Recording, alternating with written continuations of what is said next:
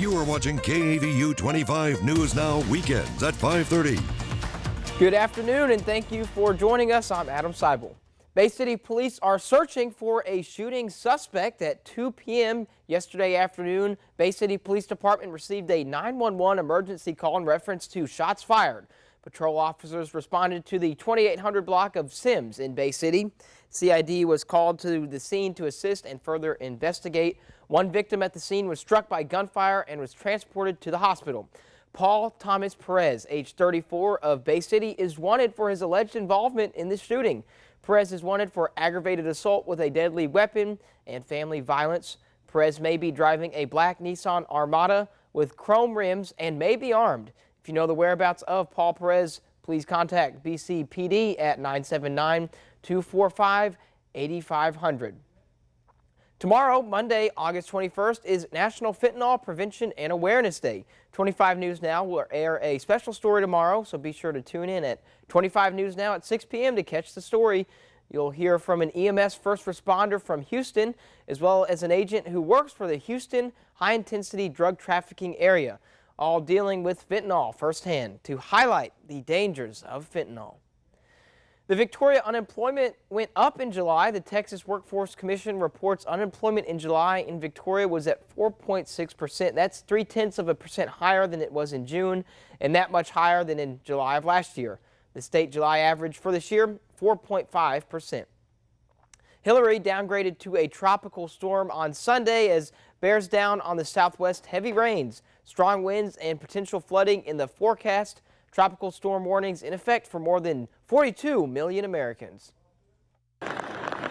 As Tropical Storm Hillary bears down on Southern California, millions of people in the storm's path are facing potentially catastrophic and life-threatening conditions. This storm is expected to have significant impacts within the area, which will include flash flooding, coastal flooding, as well as erosion, dangerous rip currents, and high seas. California now under a state of emergency. Hillary, the first tropical storm to hit the state since 1997. Our message today is clear.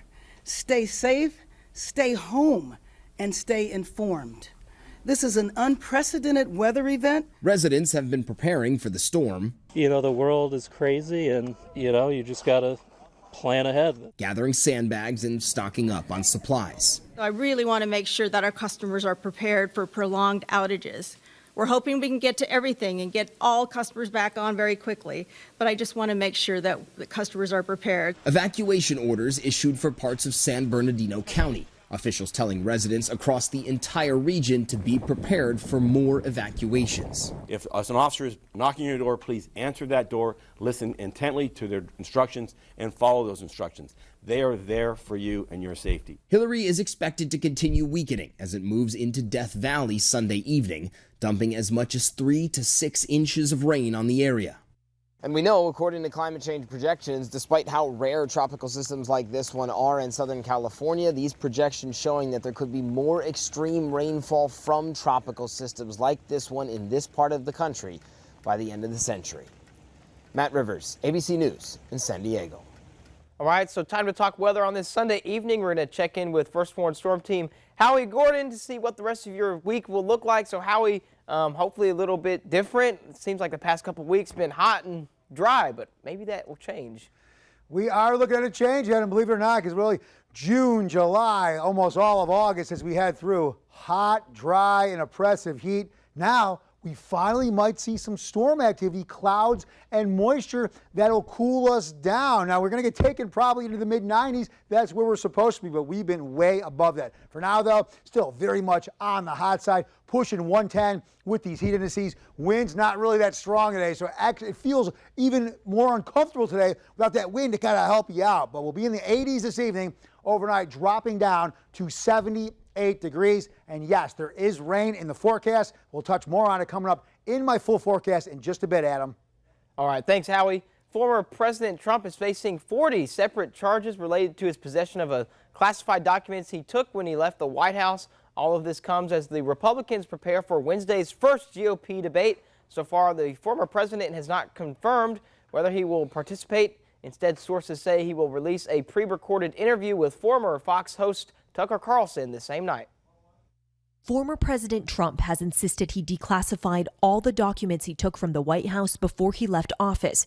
But sources tell ABC News former Chief of Staff Mark Meadows told Special Counsel Jack Smith's investigators he had no idea Trump had brought classified documents with him to Mar-a-Lago, and said he could not recall Trump ever ordering the declassification of broad sets of classified materials before leaving the White House. I think this reporting shows exactly why the Trump team fought to keep Meadows from testifying and undercuts one of Trump's main public arguments that he's been making, that he declassified all of these documents before he took them from the White House to Mar-a-Lago. Sources say Meadows also told investigators that when those documents were first requested by the National Archives, he offered to help Trump go through the boxes. An offer the former president declined. I don't have any knowledge of any broad-based directive from the president, but that doesn't mean it didn't occur. It's not something that I ever heard about. A Trump campaign spokesman responded to the ABC News report, accusing Special Counsel Jack Smith of selectively leaking incomplete information without providing evidence. Donald Trump has pleaded not guilty to all charges in the case and denies any wrongdoing. But all this comes as the Republican presidential candidates prepare to take the debate stage on Wednesday. So far, the former president says he is not planning on attending. Selena Wang, ABC News, Washington. Maryland has reported its first locally acquired malaria case in 40 years.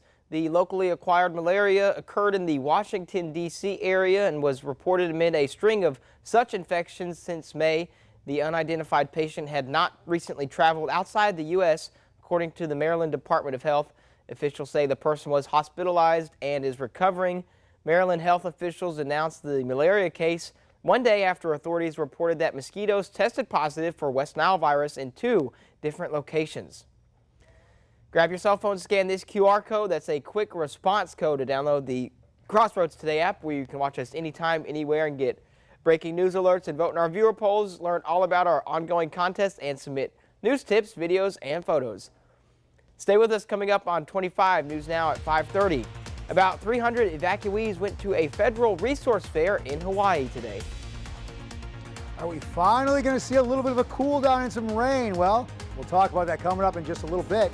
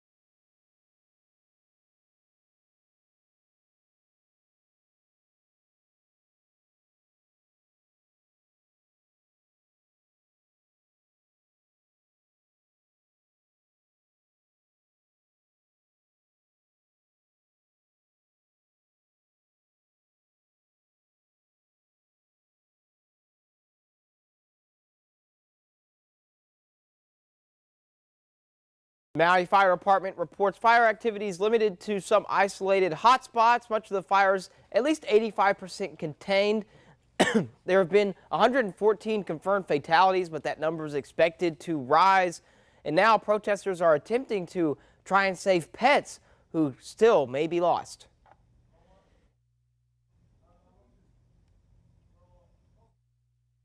Cats, her babies. I escaped the fire by miracle. She fled with the clothes on her back, not enough time to get all the cats. I grabbed all the cats that I could. I put them in my car, I did like several trips from the inside of the house to the car, holding 2 cats at a time. She has GPS finders on the collars. My phone keeps picking up reception of one of my cats moving around town, so he's alive. People who evacuated but had to leave their pets behind for various reasons organized the rally. Now they're worried their pets are starving or injured. What is your protest today? Our protest is to get the Emergency Operations Management Group to grant permission and provide an escort for professional animal rescuers, specifically Animal Incident Management Group, who was brought in by Maui Humane Society to go in to areas that have been cleared and rescue live pets. Restivo estimates 500 to 1,500 pets are still in fire zones. The protesters emphasize they are very sensitive to the work of recovery teams and respect the fact that there are human remains in many areas. They just ask for the same compassion for living beings they consider their family. They're everything I have left. My pets are anything I have. I don't have nothing. I lost my business. I lost my house. They'll have another demonstration Saturday at Lahaina Gateway at 9:30 in the morning. About 300 evacuees went to a federal resource fair in Hawaii today. U.S. Representative Jill Takuda helped organize the event and says the goal was to expedite the process for those who have lost personal documents in the fire.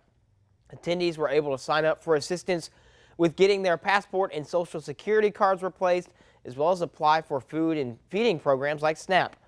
Veterans Affairs and the Department of Housing and Urban Development were also present. Takuda says people were waiting in line early in the morning and touched on the importance of being there for survivors. The apprehension of migrants along the southern border in July jumped more than 33% from last month. Border Patrol agents apprehended nearly 137,000 migrants who crossed the border between ports of entry. This brought the total for the year to 1.65 million. Though through the first 15 days of August, Border Patrol agents apprehended more than 83,000 migrants. Governor Greg Abbott has no constitutional authority to define the flow of migrants across the Rio Grande as an invasion. A preliminary injunction hearing over those floating barriers in the Rio Grande is set to take place on Tuesday in Austin. The Justice Department's asking a federal court in Texas to block the construction of any new barriers. The DOJ also wants the state to remove the barriers in Eagle Pass, which is a city that borders Mexico. Governor Abbott says the barriers are part of the state's efforts to curb migration from the southern border, but the Justice Department says the state installed the barriers without authorization. The hearing is set to take place at 9 a.m. Texas regulators moving forward to allow more discharges of oil field wastewater from conventional drilling and fracking into bodies of water before what scientists consider a thorough risk assessment is completed. Follow us on Twitter for all the latest tweets. That leads us to your viewer poll tonight. Do you think, are you okay with that wastewater being discharged into bodies of water? Looks like 31% say yes and 69% say no. Thank you for voting. Come to crossroadstoday.com/vote to participate. And for more on today's news stories, come to crossroadstoday.com. Don't forget to submit your birthday wishes. Carolina Estrain will read them live on 25 News Now Sunrise, and you can also submit a local military hero so we can recognize them. Let's talk about the rain in just a moment.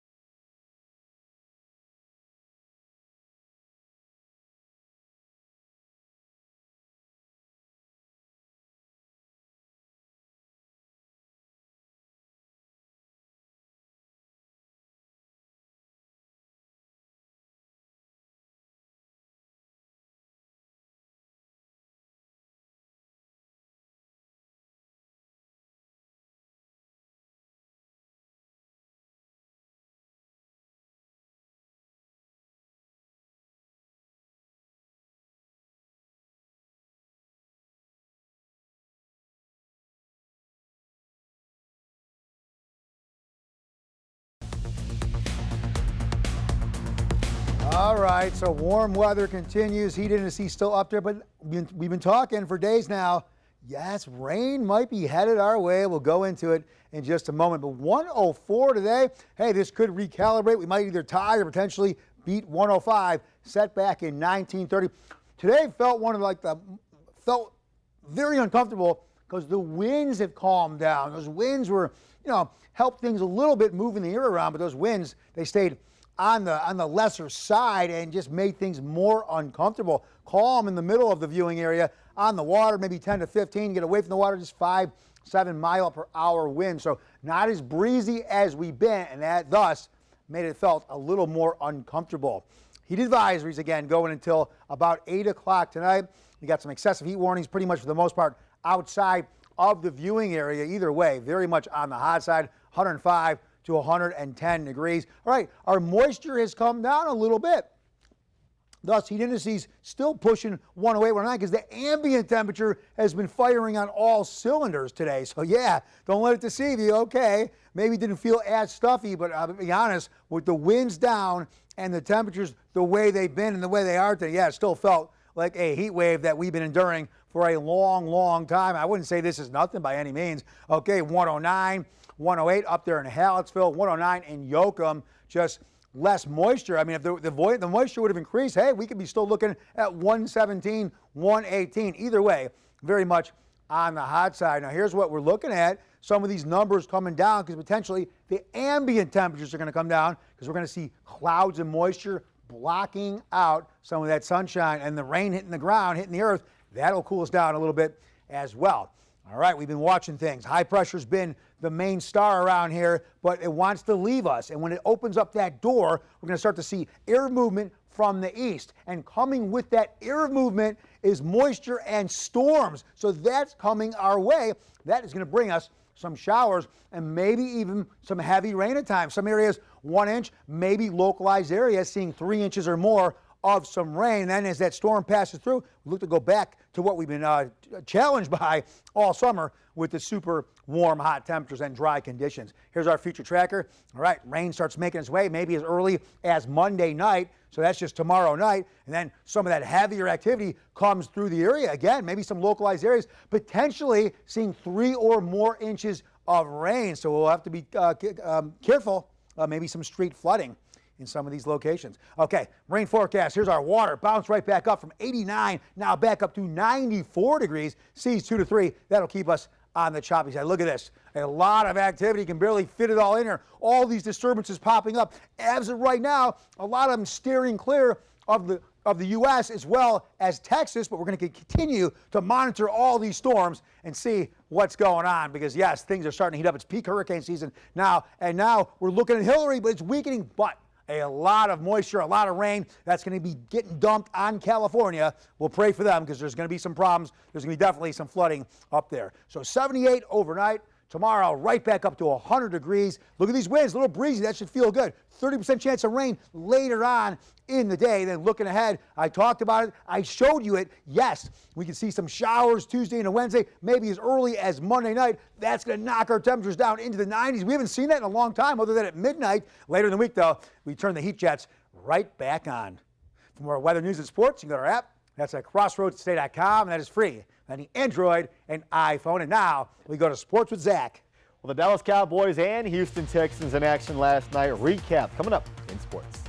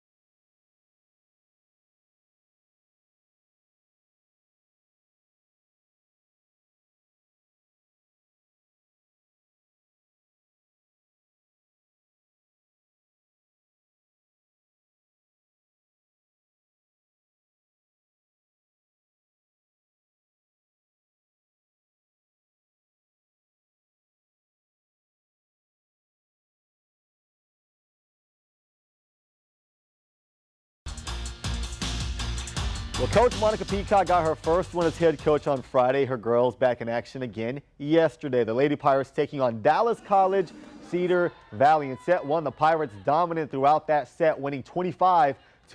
And that's pretty much how the entire game would go. They swept their way to another victory, winning sets 2 and 3 by a score of 25-14. After yesterday's action, the girls won't be in action for about another week when they hit the road to go play Ranger College in Ranger, Texas. That's about a 5.5-hour trip.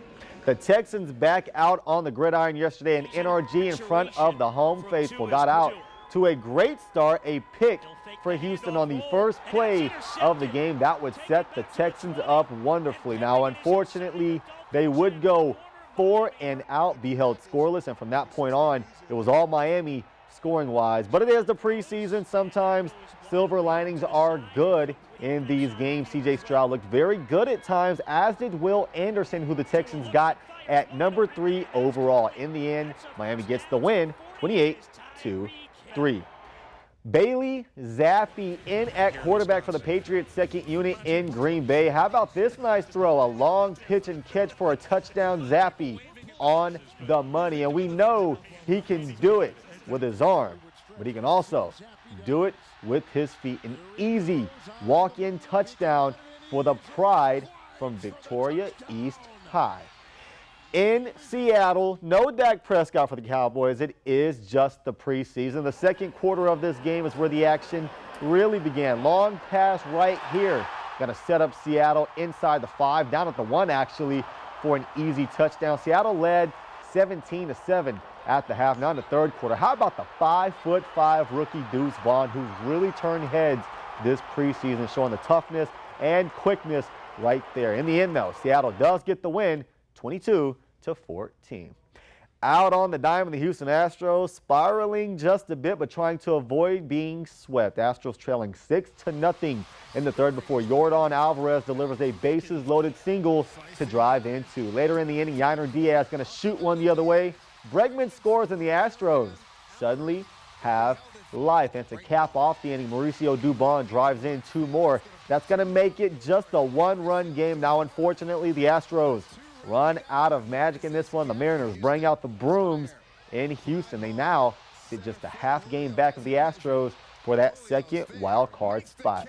The Texas Rangers, same exact story. The Milwaukee Brewers walk into Globe Life, sweep the Rangers, winning today by a score of 6-2. So the Rangers, Astros, Mariners all bunched together in this race for the AL West. And bad news out of Dallas. It is being reported that rookie linebacker DeMarvion Overshawn has a torn ACL, will likely be out the remainder of the season. That's your sports. Adam, back to you. All right, thanks, Zach. Stay with us. Coming up, the Air and Water Show in Chicago.